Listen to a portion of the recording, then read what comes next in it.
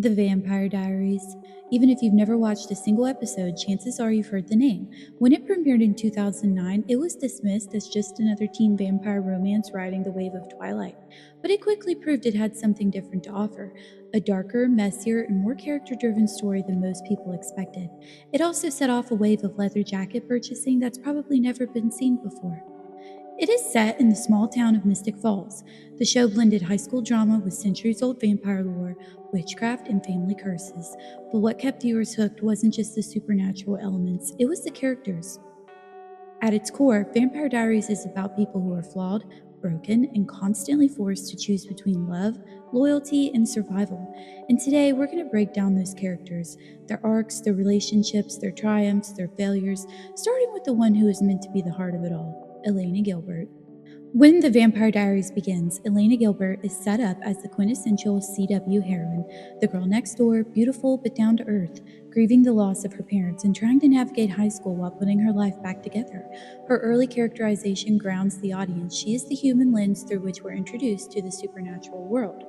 But Elena's importance quickly outgrows her small town setting. She's not just Mystic Falls' golden girl, she's the key to an ancient supernatural prophecy as the Petrova doppelganger. From the beginning, Elena is pulled between her desire to live a normal life and the fact that she's literally cosmically doomed to be everyone's favorite sacrificial lamb.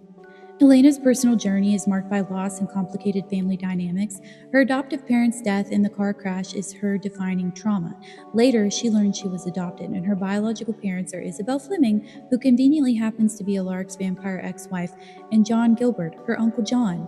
That makes John both her uncle and her father. So, Uncle Daddy?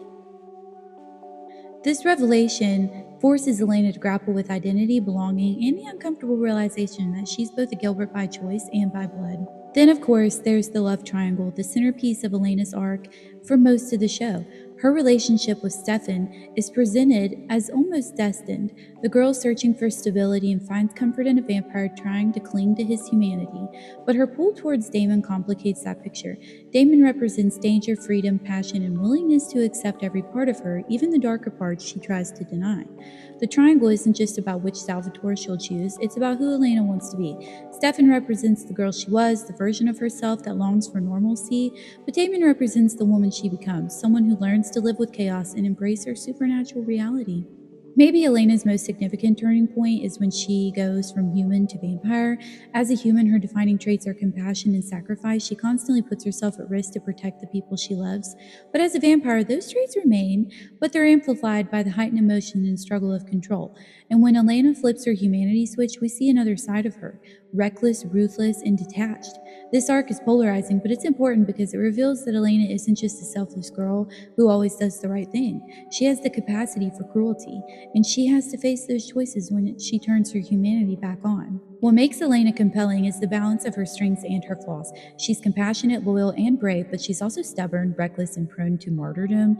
These flaws put her friends and herself in danger as often as they save people. She's a character driven by love for her family, friends, and yes, both of the Salvatore brothers. Ultimately, Elena serves as the heart of the Vampire Diaries. She's the anchor, the reason so many of the other characters stay in Mystic Falls. Her choices drive the plot forward, and her relationship shapes the emotional core of the show. So while she may not have the flashiest abilities or the most villainous arcs, she's the character that holds the story together.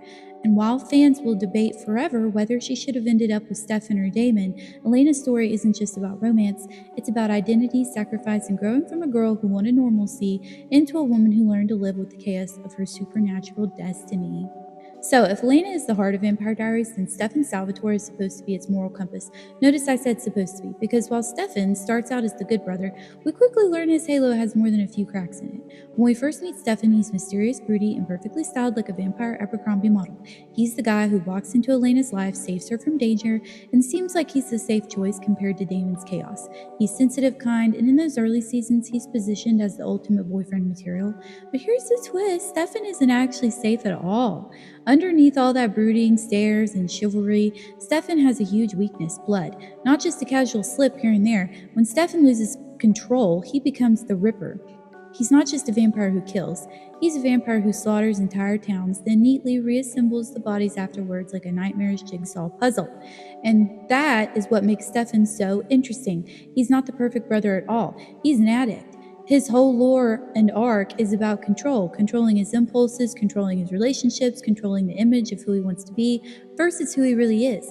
It's tragic, but it also makes him very relatable because while most of us aren't, massacring small villages, the struggle between the version of ourselves we want to present and the darker impulses we hide, it hits pretty close to home for a lot of people. With Elena, Stefan plays the role of protective, stable boyfriend. He's her anchor in the chaos, and in the early seasons, their love feels like the kind of epic romance teenage drama thrives on. The problem is sometimes Stefan's protectiveness crosses into control. He tries so hard to shield Elena from the supernatural world that he doesn't always give her space to grow. And let's be real, when your relationship is competing with Damon Salvatore casually leaning against a doorway with a smirk, the safe choice looks a little boring. But still, Stefan and Elena's love is important because it shows the best version of Stefan. With her, he tries to be better. The tragedy is that he can never quite escape his darkness no matter how much he loves her. Now, let's talk about the real love story of the Vampire Diaries, Stefan and Damon's brotherhood. Yes, Elena is important, but the show's emotional core is often the push and pull between these two brothers. Stefan is the reason Damon even starts to care again. And Damon, for all his flaws, is the one who calls Stefan out when his perfect good guy act starts to crack. Their dynamic is messy, toxic, and at times kind of heartbreaking. They betray each other, they kill each other multiple times, but at the end of the day, they always come back because deep down, their story isn't about which one gets the girl. It's about whether they can forgive each other for centuries of pain.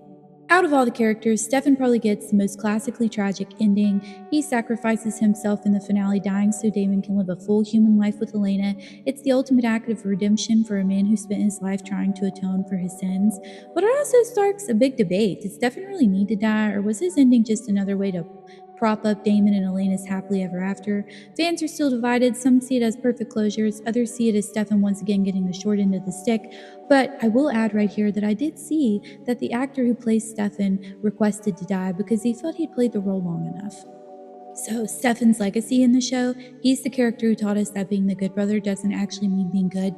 He shows us morality is messy and love isn't enough to fix everything, and even heroes have monsters inside them.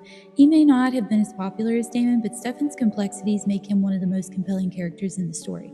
He wasn't perfect, he wasn't safe, he wasn't boring. He was a man constantly fighting himself, and that fight is what made him unforgettable. Now, if Stefan is the tragic hero of the Vampire Diaries, then Damon Salvatore is the walking disaster, and I mean that in the best way possible. When Damon first arrives in Mystic Falls, he's introduced as the villain. He's charming, smirking, casually murdering people like it's part of his skincare routine. He's unpredictable, reckless, and downright cruel, and yet he instantly became one of the most popular characters on the show. So why do people love Damon Salvatore even when he's at his absolute worst? Damon has all the classic traits of the bad boy archetype: dark hair, piercing eyes, leather jackets, and a sarcastic sense of humor.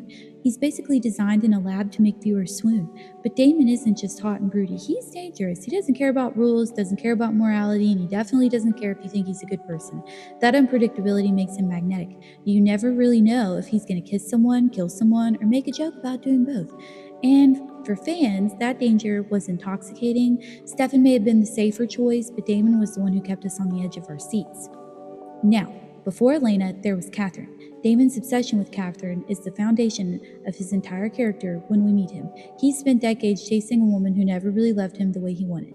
This unrequited love is what fuels Damon's bitterness. He's angry, hurt, and hides it under a mask of sarcasm and cruelty. Catherine broke him, and he spends a good chunk of the show proving he doesn't need anyone, while very clearly needing someone. And I don't know about you guys, but when they finally got that tomb open and Catherine wasn't there, that was the first time I actually started to feel a little bad for Damon. Now, after Catherine, then comes Elena. Damon's relationship with Elena is one of the most controversial parts of the Vampire Diaries. On one hand, the romance is fiery, passionate, and has some of the most iconic scenes on the show, but on the other hand, it's really messy. Damon does some unforgivable things to Elena, her friends, her family, and yet somehow the narrative tends to give him redemption.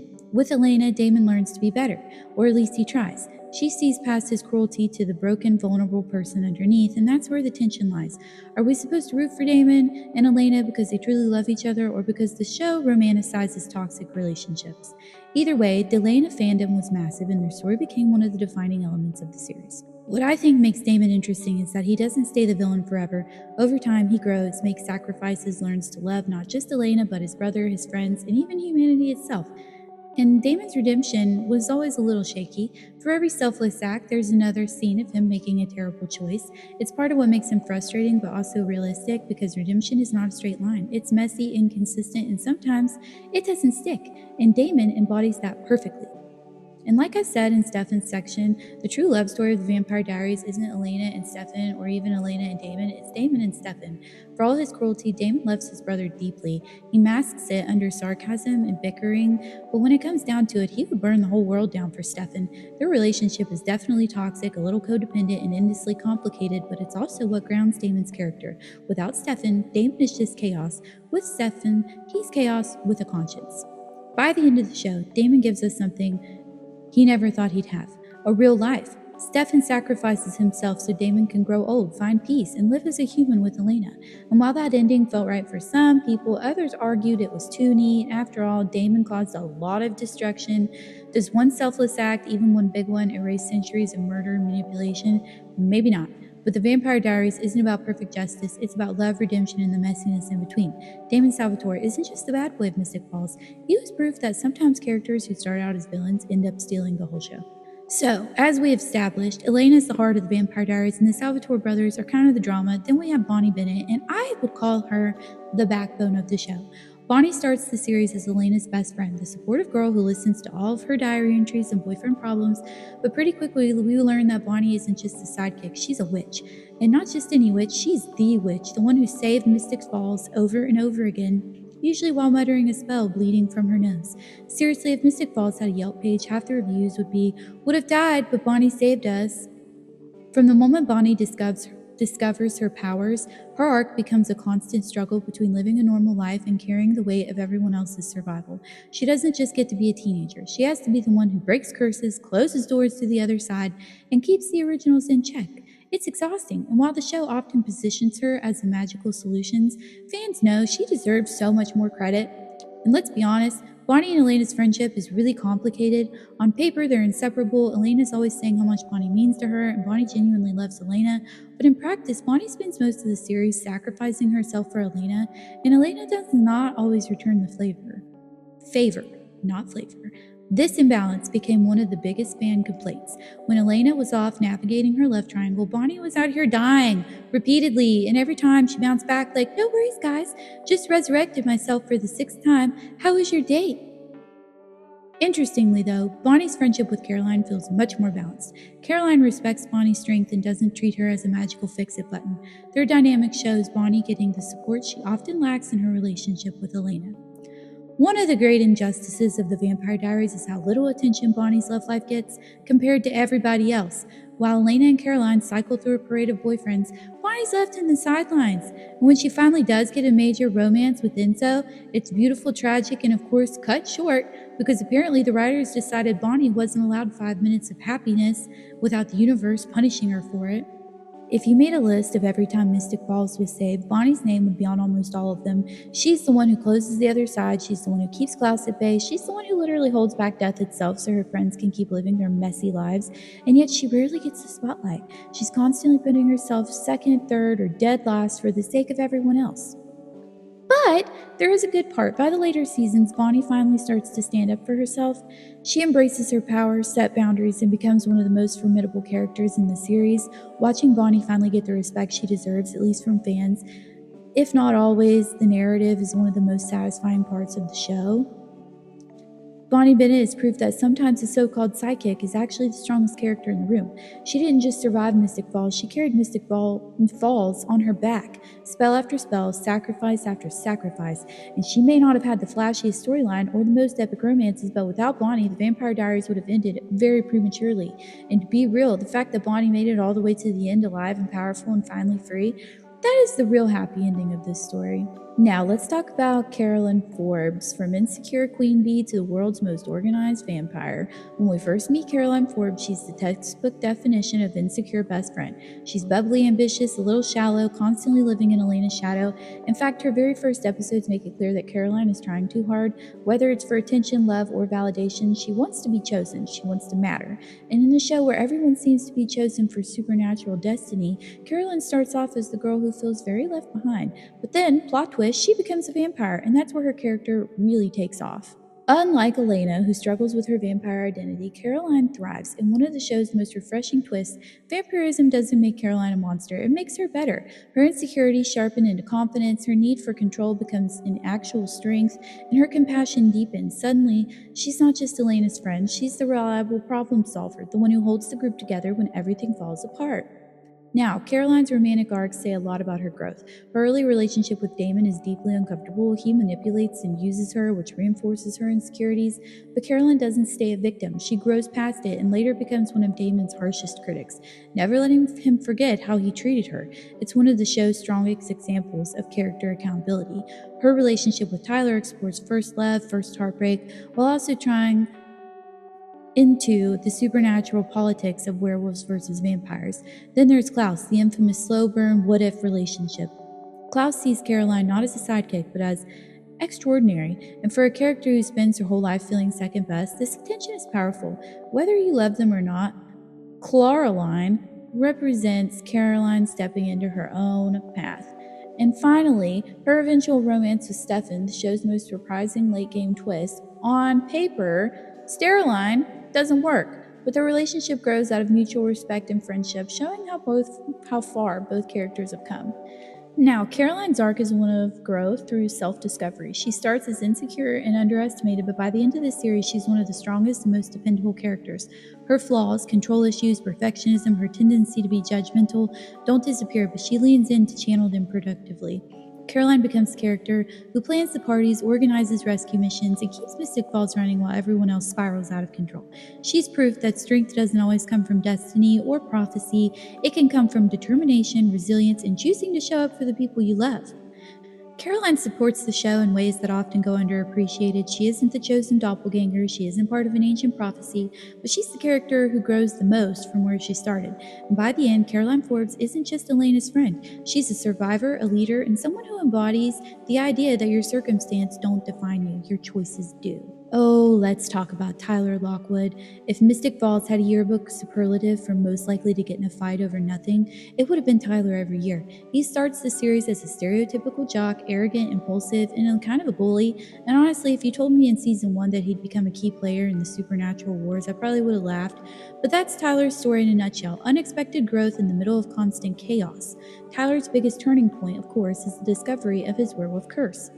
And that's terrible because the curse is brutal on him. Unlike vampires who at least get immortality and cheekbones sharp enough to cut glass, werewolves get pain. Endless bone crunching, body breaking pain.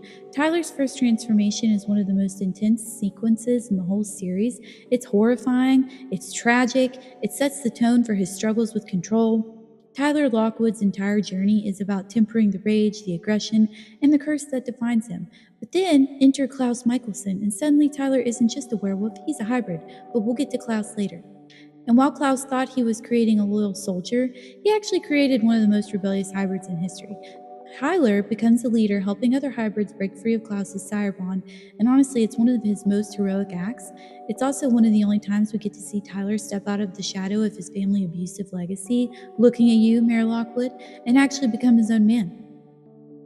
Of course, Tyler's personal life is messy. His romance with Caroline was both sweet and tragic. Sweet because they helped each other grow in ways no one else could. Tragic because, well, Klaus happened. Let's be real, no one competes with Klaus when he's in full I'll buy you a continent to prove my love mode. Tyler tried, he really did, but Klaus basically shoved himself into Caroline's heart with paintings, poetry, and a moral swagger. Poor Tyler never really stood a chance. Still, Tyler's legacy in the Vampire Diaries is important. He represents the struggle of trying to control the darker parts of you while carving out your own path. He's not the most glamorous character, and he doesn't get the same amount of screen time as Elena, Stefan, or Damon, but when Tyler shows up, you feel it. He brings intensity, rawness, and a reminder that being supernatural isn't always sexy and fun. Sometimes it's painful, isolating, and deeply unfair.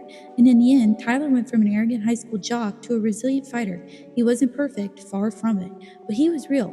And in the show, filled with immortals, witches, and hybrids with god complexes, Tyler was one of the most human of them all, even when he was howling at the moon. On to Matt Donovan, the one guy in Mystic Falls who refused to become supernatural. Surrounded by vampires, witches, hybrids, and literal immortals, Matt stayed 100% human the entire time, which, let's be honest, is both impressive and a little insane. Like Matt, everyone else is upgrading to supernatural, and you're just like rocking the flip phone version of humanity. But from the beginning, Matt is framed as the good guy. He's Elena's childhood friend, all American boy next door, football player with a heart of gold. But as the supernatural chaos ramps up, Matt's role shifts. He becomes the grounding force. When everyone else is drinking blood, casting spells, or battling original vampires, Matt's just working his shifts at the grill and making sure the town doesn't completely collapse. Honestly, Mystic Falls owes him a plaque, maybe even a statue, for keeping the burgers and fries coming during literal apocalypses. But Matt's humanity is his strength, and sure, he doesn't have fangs or magic, but he's got resilience. He gets compelled, threatened, nearly killed, and he keeps showing up. And unlike most characters, Matt isn't motivated by power, romance, or eternal life. He just wants his own town safe. He wants a normal life, which in Mystic Falls is about as realistic as going to a founder's ball and not ending up in a supernatural brawl. Of course, we can't talk about Matt without mentioning his wildly unlucky love life. He dated Elena, who immediately fell for a vampire. He dated Caroline, who became a vampire. Every time Matt thought he had something normal going on, it got swept away by a supernatural mess. And he should have started handing out waivers before dating. Like, if you go out with me, there's a 90% chance you'll become undead or cursed. And yet, through all the heartbreak and all the near-death experiences, Matt never gave up. In fact, by the later seasons, he becomes sheriff of Mystic Falls. The sheriff, the human guy who once struggled with football practice, is suddenly the one keeping law and order in a town full of magical creatures. That's growth. That's grit. And maybe a touch of delusion. Because again, one crossbow against a horde of vampires was a bad choice, Maddie. A very bold, bad choice. And at the end of the day, Matt Donovan is the unsung hero of Vampire Diaries. He's the reminder that you don't need supernatural powers to make a difference. You just need loyalty, courage, and apparently an unlimited tolerance for supernatural drama. And while fans often joke about him being a boring human, Matt's humanity is exactly what kept the show grounded. Without him, Mystic Falls would have been nothing but immortal love triangles and villain monologues. So here's to Matt Donovan, Mystic Falls' most reliable human, burger flipper, sheriff, and occasional supernatural punching bag. Oh, Jeremy. Poor Jeremy Gilbert. From the very first season, this kid cannot catch a break. He starts as Elena's angsty younger brother, the one who gets caught up in drugs, grief, and way too much teen drama. But while most little brothers in TV land just sulk and play video games, Jeremy, he gets pulled into vampire slaying, witchcraft, and at least 3 too many near-death experiences. Jeremy's whole arc is basically lose someone he loves, grieve, get stronger, repeat, Vicky, gone, Anna, gone, Bonnie, that's complicated. Even his relationship with Elena is a constant roller coaster of secrets and trauma. If Mystic Falls had a therapist's office, Jeremy should have had a permanent reserved seat. But what's great about Jeremy is that he grows. He goes from a single, fragile, grieving kid to someone who's actively fighting back against his supernatural chaos. Becoming a hunter gives him purpose. Finally, he's not just Elena's little brother who keeps almost dying. He's a warrior, a protector, and someone with his own story beyond the shadow of Elena's drama. And let's be real, Jeremy with a crossbow was kind of a glow-up. Still, Jeremy's life is rough. The writers basically turned his morality into a plot device. If you needed emotional stakes in an episode, just threaten Jeremy. But despite all the pain, he survived. He keeps getting back up, keeps fighting, and the resilience is what makes him memorable. Jeremy represents the human cost of all the supernatural chaos. He doesn't have the luxury of immortality or the magic to hide behind. Every scar, every loss hits him directly, and yet he keeps moving forward. By the end, he's not the kid we met in season 1 at all. He's hardened and scarred, but undeniably a strong survivor. So, while Jeremy Gilbert was Mystic Falls' official most likely to die and come back again, but he's also proof that a little brother can grow into a fighter. Moving on to Alaric Saltzman, he enters the Vampire Diaries as a new history teacher in Mystic Falls, but he quickly becomes much more than that. On the surface, he's an academic with tragic backstory. His wife, Isabel, vanished under mysterious circumstances, but in true Mystic Fall fashion, this tragic backstory is just an entry ticket to a lifetime of supernatural disasters. What makes Alaric stand out is his dual role. He's both vampire hunter and reluctant father figure. Initially, he comes to town with a stake in his hand, literally on a mission to kill a vampire who turned his wife. But instead of being a one-note hunter, he becomes woven into the lives of the Salvatore brothers, Elena and Jeremy. He's the guy who trains the teens to fight back and offers guidance in the midst of chaos, who somehow manages to grade papers between supernatural showdowns. He fills a role that's rare in the show, a true adult presence. While Mystic Falls is overrun with unsupervised teens making life and death decisions, Alaric is the voice of weary reason. He's the teacher who becomes a surrogate dad, especially for Elena and Jeremy after they lose practically everyone else. Now, Alaric's connection to Isabel, Elena's biological mom, complicates the story in just messy ways. He's not just Elena's mentor, he's also tied to her family history through his failed marriage.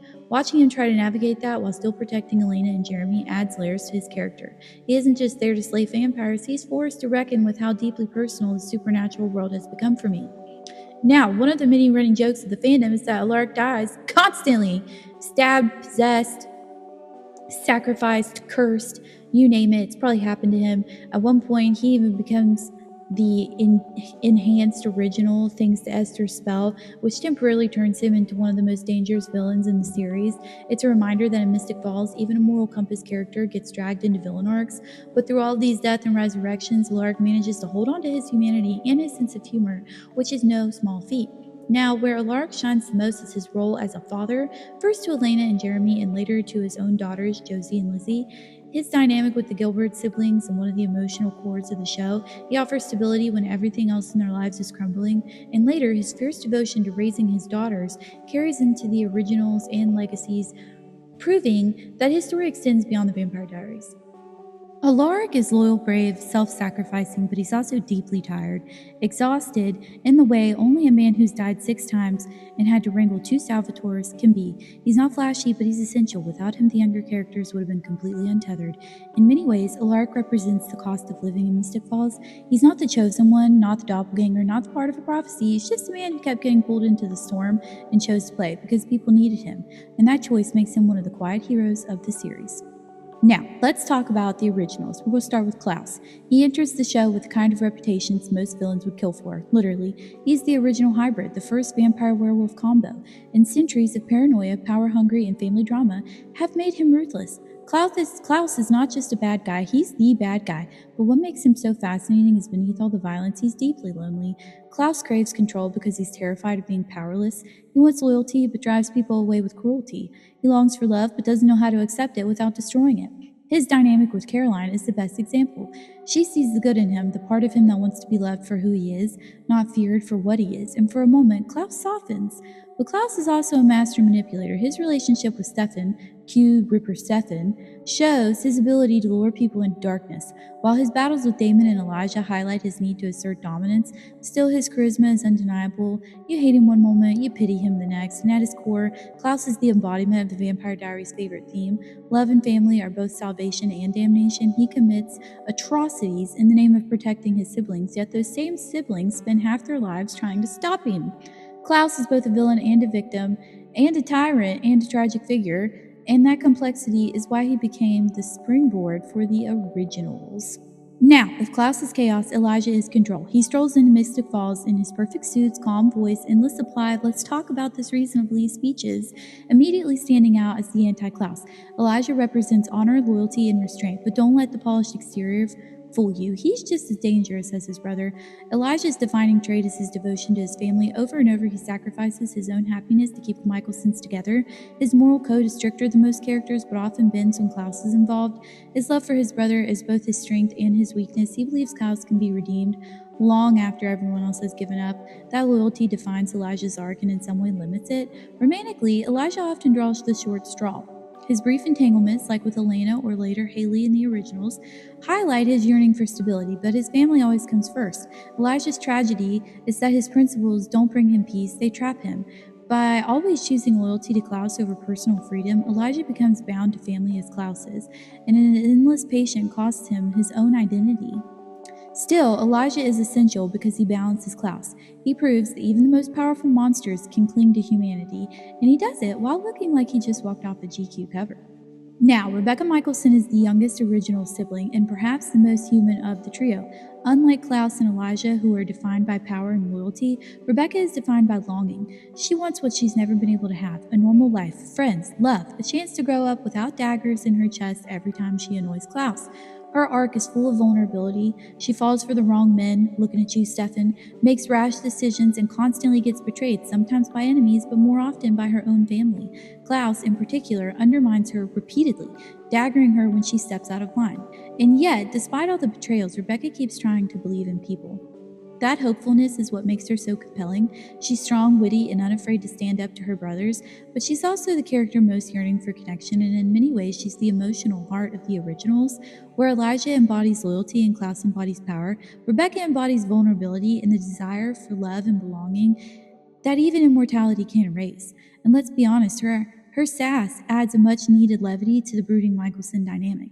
Whether she's throwing shade at Damon or bickering with Klaus, Rebecca ensures that even in a family full of immortal drama, someone's willing to call out the nonsense. At its core, the Vampire Diaries was never just about vampires, witches, and werewolves. It was about people, flawed, messy, complicated people, who just happen to be immortal, cursed, or perpetually stuck in love triangles. Each character, from Elena's reluctant heroism to Damon's redemption arc, or Carolyn's transformation to Klaus's eternal loneliness, gave the show its depth. What made the series resonate was the way it balanced supernatural spectacle with very human struggles. It wasn't just, can we defeat this villain? It was, can I forgive my brother? Can I accept who I am? Can I love, survive betrayal? The stakes were high not just because people might die, but because relationships could break, identities could unravel, and choices could carry consequences for centuries. And while, yes, the show leaned heavily on tropes, love triangles, doppelgangers, endless resurrections, it used those tropes to explore timeless themes: love, family sacrifice, and redemption. The supernatural drama was fun, but it was the characters that kept fans invested for 8 seasons and beyond into spin-offs. Ultimately, The Vampire Diaries is remembered not just for who Elena chose, or how many times Alaric died, or how many witty one-liners Damon had. It's remembered because it gave us characters who grew, stumbled, loved, and fought in ways that felt both larger than life and deeply personal. That's why years later we're still talking about it, still debating Claraline versus Steroline, still quoting Damon's sarcasm, still swooning over Elijah's suits, and still, at some level, relating to Elena's endless search for identity, Caroline's drive to be enough, or Bonnie's struggle to balance selflessness with survival. The Vampire Diaries wasn't perfect, but it was unforgettable.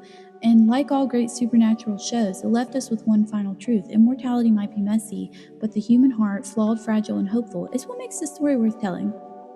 Thanks so much for watching. If you liked this video, please make sure to like it and comment down below and let me know who your favorite character was. This was a character analysis, not a complete and total deep dive, so if I missed anything, please feel free to put it down in the comments.